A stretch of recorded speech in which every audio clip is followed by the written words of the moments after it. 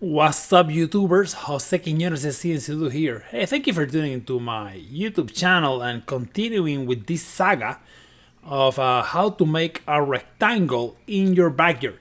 Now, today, finally, I get to show you the rectangle. You know, in the past few videos, we've been detailing how to clean up as we prepare for this upcoming rectangle build, and I assure you there is a rectangle coming up here. So as you recall, I had to take down a shed, take down 2 trees, clean up all of this area because there was some major work gonna be done, and finally I get to show you what is it that we're gonna do in all of this region that is empty right now. It's empty for a reason. Now, it all starts with one of these little bobcats. I guess, what is it called? A skid steer or something like that. And of course, you know, this thing is amazing. It moves dirt like you and I move dust with our hand. Now, here's a funny pic. Right now, the bobcat is moving the 2 tree stumps. It took me months to try and remove these bastards with the primitive tools that I had, and literally in minutes this guy ripped it out of the soil and moved them like you were just moving a little pebble. I wish I had known that, and probably I don't know that I would have rented one of these guys because I don't know how to operate it, but it was impressively easy for this guy to just take those 2 tree stumps and just rip it out with very little force. I mean, obviously a lot of force, but very little effort. Here we can see the result of the carnage. Man, I remember in those days my wife was struggling psychologically because of what kind of mess we had. But you know, as I used to tell her, in order to create, you need to destroy. So it looks ugly right now, but eventually it's gonna look fantastic. Here we can see a little bit of work by the very efficient people that handle this job. They're creating the forms, putting the rebar, and we had a lot of problem with rock. So that was something that was unexpected. That pile of rock that you see back there, it was a hurdle, and it actually increased the cost of the project because you had to basically break it. You can see here the chipping hammer just going at it, breaking this, and then you know, it had to be hauled out of there, so trucks had to come up and take all of that rock. That was extremely annoying and not to mention expensive. But those rocks were huge, and there is no way we would have been able to do that without this kind of equipment.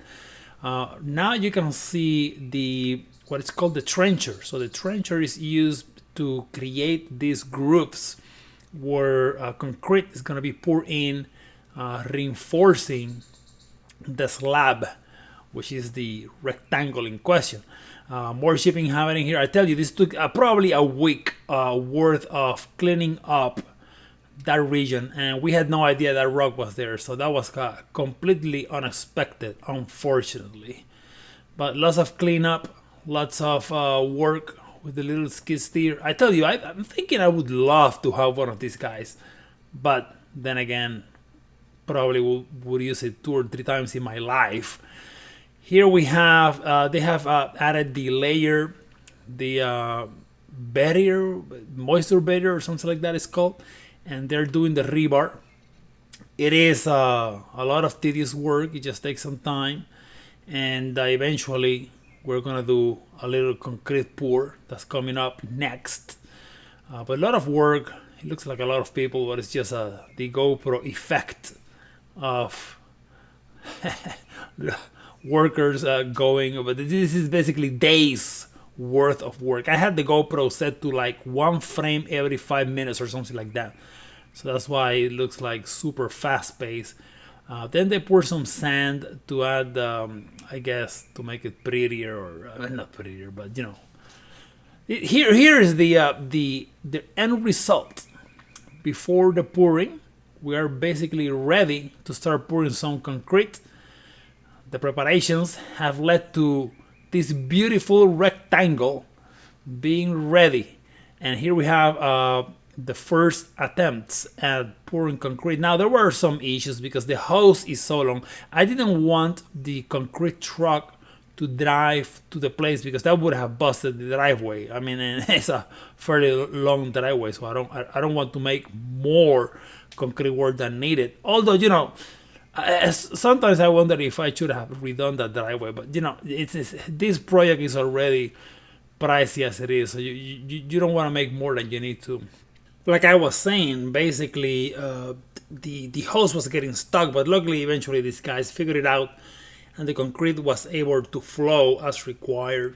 Lots of works on a pour of this nature. I believe there were probably 5 to 10 guys working on this, versus the preparations where it was only 2 guys. I mean, maybe 3, but there was a little army of individuals working hard, sweating the big sweat. These guys were amazing. So I'm extremely grateful of the beautiful job they did. Towards the end, they had to use wheelbarrows to bring in the last concrete, because it wasn't a whole lot needed. And then, of course, lots of people doing basically flattening and polishing. It was just incredible how they were able to operate. Here is the end result of the slab before the next step, which is the driveway to get to it. But I mean, this slab is looking fantastic. Here we see a few shots, and that is the end result. Here's my rectangle. I told you there was a rectangle coming, and it's a beautiful rectangle. Eventually, it will become, you know what it will become. But here is the concrete slab after it has been polished, and boy, I gotta say, this is a dream come true. So beautiful. And as you can also see the rebar on the slab, not the slab, the driveway, which is basically how I'm gonna get to this rectangle. So that is a rectangle. It's complete, and now they have started pouring the driveway, which is how we're gonna get to it, to the rectangle. These guys are, I tell you, these guys are hard workers. Moving that concrete, it almost looks like they're brooming leaves, but this is, it's not a trivial amount of work. We can see here, basically, they have to rake in the concrete to make it flat. And here we can see the hose pouring in the concrete. I tell you, man, this thing is, you can see the guy is puffing and huffing to move that hose, because of course it's like probably hundreds of pounds to move that guy. So this is not a trivial endeavor. Sometimes I think about making a little slab myself, and it's like, are you kidding me? I mean, probably you need help to pour anything bigger than a few tiles worth of concrete, because this thing is heavy. I mean, it's rock, right? But these guys, they just work it, and these are the pros. So obviously that's what they do for a living, so they know what they're doing. But extremely pleased with the results and how it all came out. It's just amazing. It's just amazing. But here we can see the bastardly big amount of concrete. And I tell you, I didn't realize what I was asking for, because asking for stuff is easy. You just say, oh, give me this, give me that. And then when you see, it's like, what the heck have I done? All of my friends are like, what are you going to do here? And I tell you, I didn't realize this was going to be so massive. I mean, somehow I couldn't picture it. I wish I could have. This is a little improved drone footage.